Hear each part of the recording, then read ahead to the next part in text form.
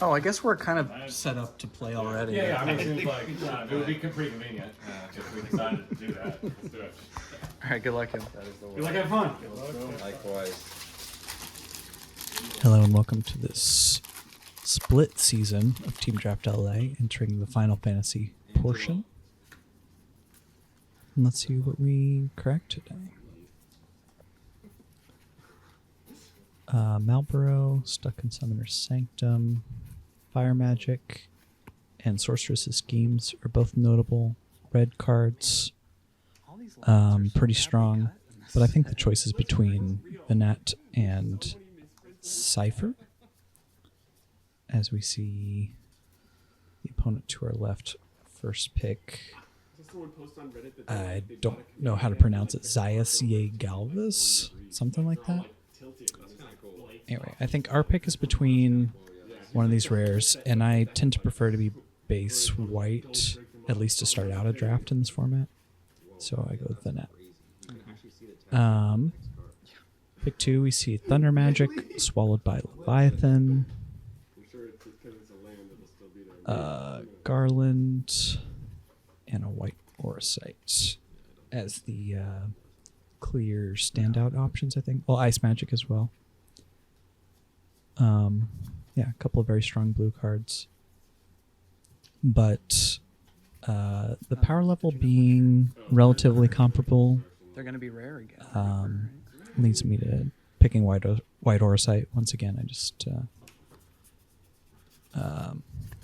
don't mind being heavy white in this set, and Oracite is a premium removal spell in the format. Pick 3, we see the Fat Chocobo, Slash of Light, Shinra's Reinforcements, Arimon and Clash of Icons are fine. I think Fat Chocobo is probably the strongest card here on raw power level, but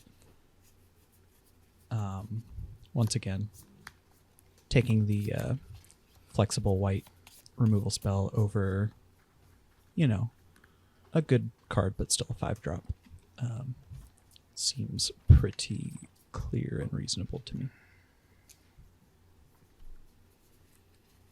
We see that's Nature's Claim, right? Diamond Weapon. The only white card here is the Cloudbound Moogle, which I'm not going to take. Gishel Greens. So green seeming relatively open at the moment. Diamond Weapon, I think, is also going to be... Excuse me. Diamond Weapon's going to be one of the more annoying cards to play against in Team Draft, so it doesn't hurt that it's also a legendary creature to go with Vinette.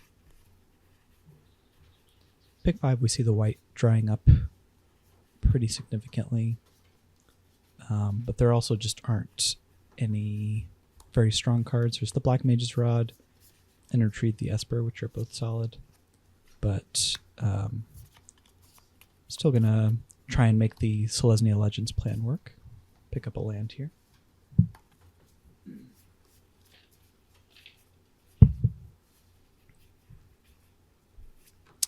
Once again, nothing super strong in this pack. Judge Magister Gabrynth and Hectize, solid black cards. Worth considering.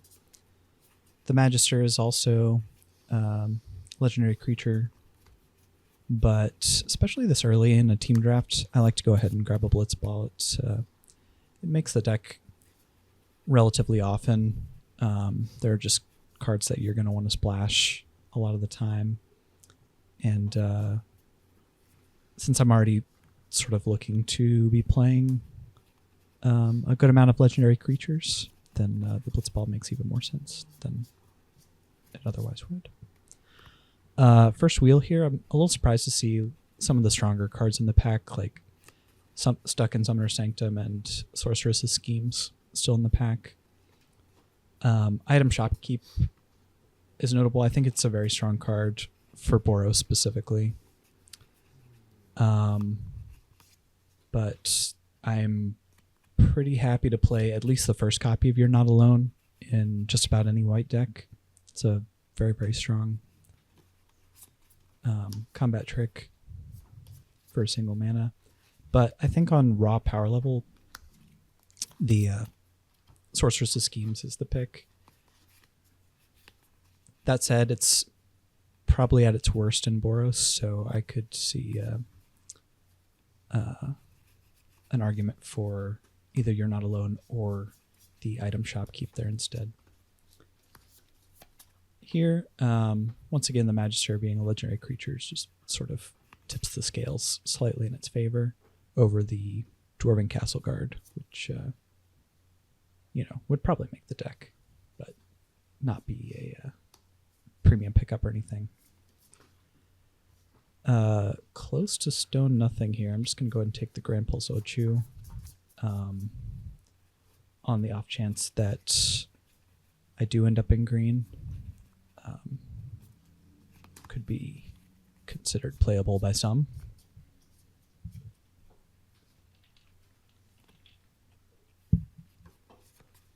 Pick 10, we see the Monk's Fist, the Cloudbound Moogle, and nothing else to speak of, really. Cloudbound Moogle, I think, has proven to be the weakest of the Land Cyclers cycle.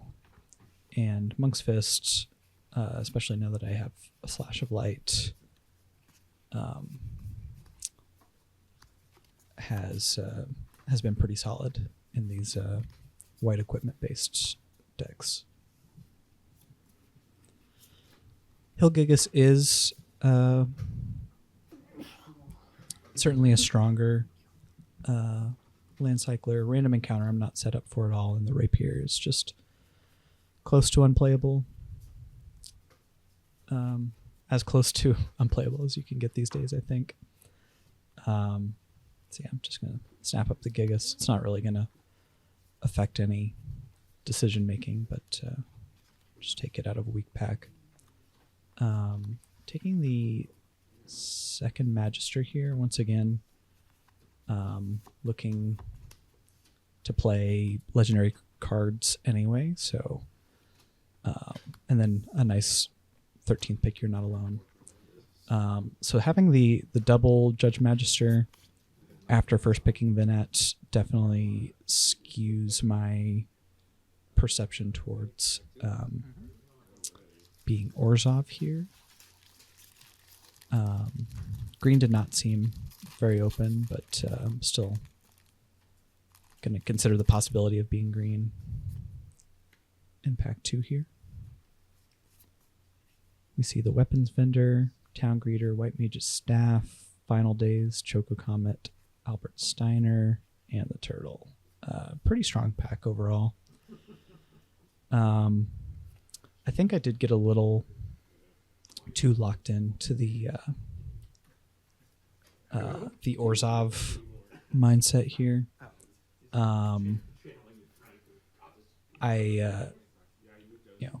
Obviously in hindsight, I mean, even at the time, I knew that Choco Comet was by far the strongest card in the pack, but seeing these three nice white equipment matters cards sort of led me to think that I had no reason to spec on a Choco Comet and potentially derail my draft. So, and Steiner, once again, legendary creature, tipping the scales there in its favor. And then we get past Firion, which is another very strong card. But once again, the white card, when I know I'm white, and Galecat is a very, very strong white card. And I'm not so full of equipment at this point to where Firion's going to be ridiculous. The funny thing is, though, that I never actually drew Galecat at all during any of the games in this match. So it's worth thinking about that if I had taken Firion, I also wouldn't have drawn it. So it's kind of funny. No, that's not exactly how it works. Or maybe it is. Who knows? Pick 3, we see Zodiarch, which is funny. Combat tutorial is very strong. Village is fine. But we have Zidane, and that's Godo pulled to the front here. Not the main set, Gilgamesh. That's the one that gives you extra combat steps. And now here with the just lack of, well, I mean, there's a Dwarven Castle Guard, but clearly not the pick here, I think. Taking one of these red legends seems like a direction, like a viable direction at this point. Again, I could have gotten into red from pick 1 here and ended up a little bit stronger with the Choco Comet, but trying to go for consistency with my drafts and deck builds here. As far as power level between the two, it's kind of close, I think. I decided to go with Godo. Thinking that there's a non-zero chance that Zidane could wheel. Pick 4, we see Ice Magic, Ambrosia Whiteheart, which is another white legend. Also just a very good card, very flexible, very powerful. Hits hard. And here's me shaking Serapharen and Chocobo Kick, seeing that green might be open coming to the right here. Serapharen is certainly playable in a Selesnya Legends sort of deck. You really want at least a copy of Renoa Heartily in the deck with Sarah. Not that I'm considering taking it here, really. There's a Dreams of Laguna in here as well. Some pretty solid blue. The Chocobo Kick, I think, is probably just the most powerful card in the pack, but I'm just gonna now that I'm sort of zeroing in on the Boros equipment plan, I can just take the Paladin's Arms. Pick 6. See another Slash of Light, Cloud of Darkness, Rydia's Return. I know the Slash of Light is going to be good for me. I'm considering hate picking Cloud of Darkness just because of how crucial it is to the Sultai graveyard deck, but I don't know for sure that Lucas to my right is in that deck. I could be just taking it from my teammates, so I'm just going to take the card that's good for me. And pick 7, we see both Weapons Vendor and the White Mage's Staff wheeling. The other 2 white cards that I was considering taking earlier. So just go ahead and grab the Staff here. I think it's it's proven to be the more powerful option. Pick 8. I think Realm Sketching might be the most powerful card here, but Reno and Rude is a black legendary creature for a potentially Orzhov legendary creature stack. Yeah, a little bit tough here. I might be well, I certainly was passing up a little bit on power level, favoring consistency over it slightly. Just go ahead and take a village here as my first fixing land over a whatever 2-drop. My curve is looking pretty low already, so but we get another chance to grab a Dwarven Castle Guard here anyway. That seems like very, very late town greeter to me. But what are you going to do?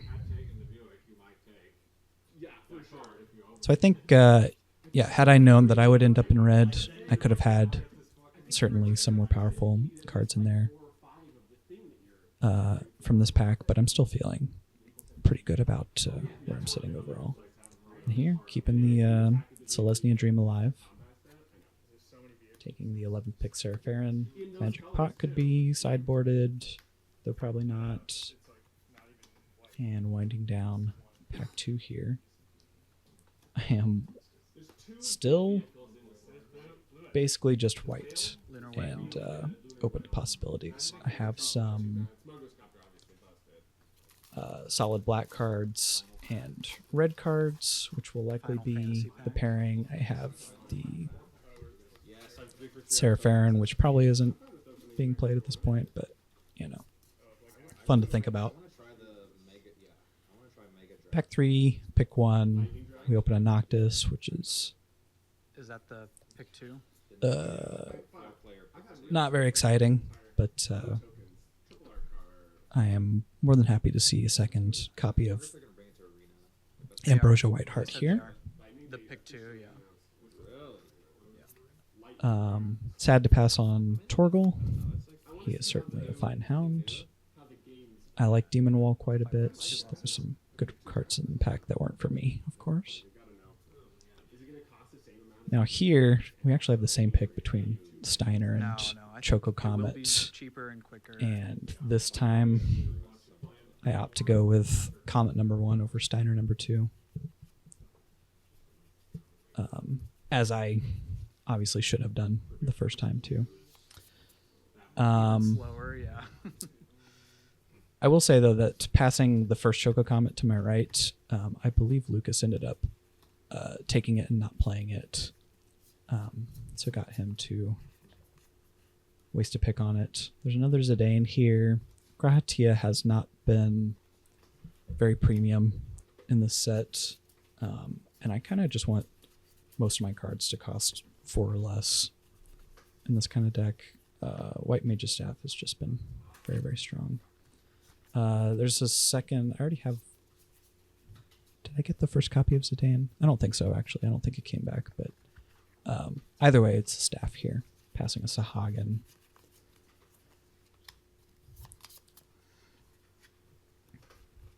Pick 4. See the Emperor.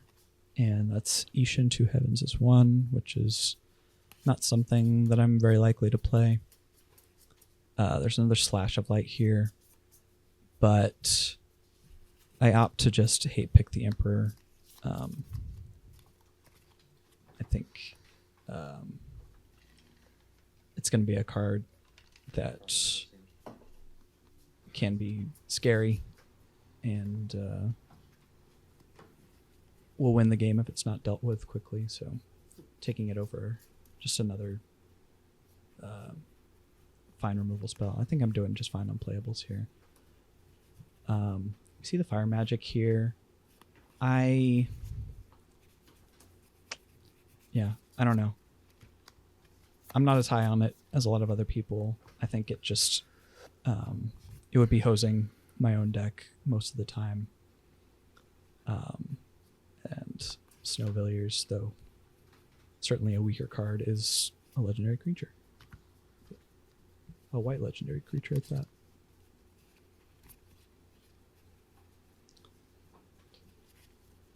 So yeah, this draft was interesting.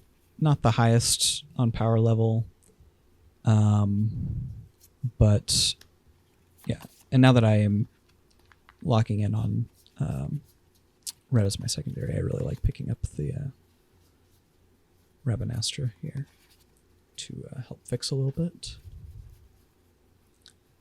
So yeah, certainly seeded a little bit of power in my picks in order to favor consistency a little bit. On the wheel here, I'm more than happy to play an airship in this kind of deck. Hitting for 3 in the air with something that can't be killed by sorcery speed removal, smoothing out draws. I think it's been very strong in aggro decks in the format. Winding down here, we see 2 more copies of You're Not Alone. Stroke of Midnight, which I'm not interested in. I'm just going to go ahead and take... I will play 2 copies of You're Not Alone.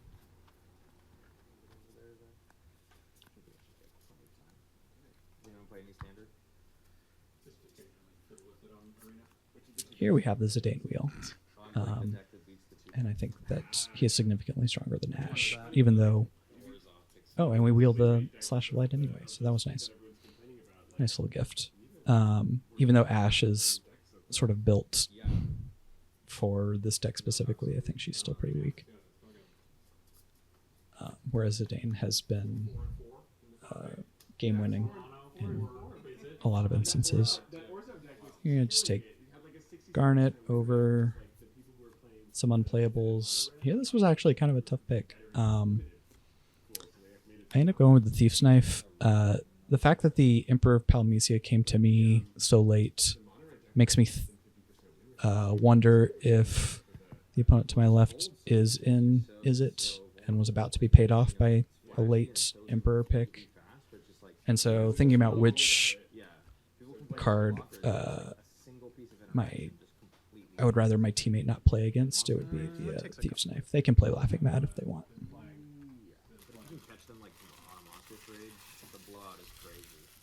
Here is close to the final build. You can see it's just close to mono whites with a few solid red cards, equipment and legendary creatures theme with some removal and tricks.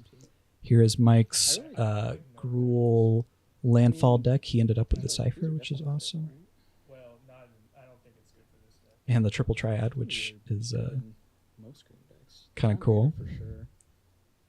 And this is Alex's Orzhov control with Primal Odin and Knights of the Round at the top. Thank you so much for watching. Let me know what you think. Yeah, let me know what you think.